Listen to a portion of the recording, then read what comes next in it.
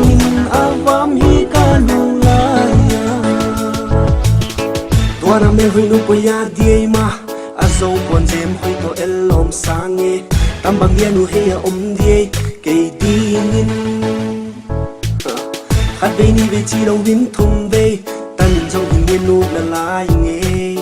banal si te bangin net lom mi te chim lo khu na hi mo ke nam min thei nu nge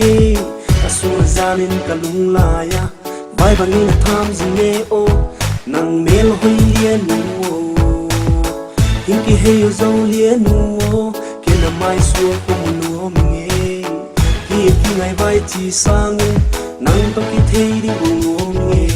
to na mel hoi nu ko ya tie ma a zo phon jem hoi to lom sang nge tam bang dia nu he ya si bangin avam hi kalulaya heya para hinki pan na hi pana angel te bangit lom sang tam bang hian we zo suan te na hi mo kera ma ki te pi no ming a phone number ai kan bia voyun facebook ga mi na bang chi koi ye ingen bia voyun no more boy hiti bang mel hoy hoy ni ta di hey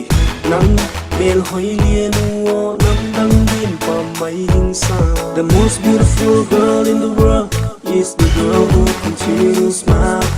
when I saw you with a body language you drive me crazy I may not be the most beautiful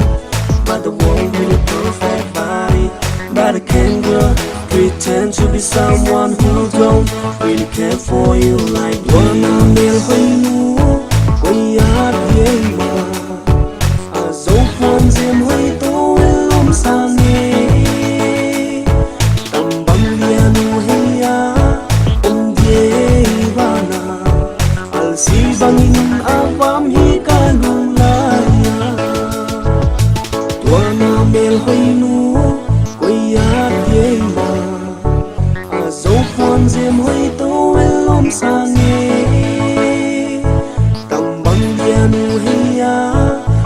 die bana al si bangin avam hi kanulaya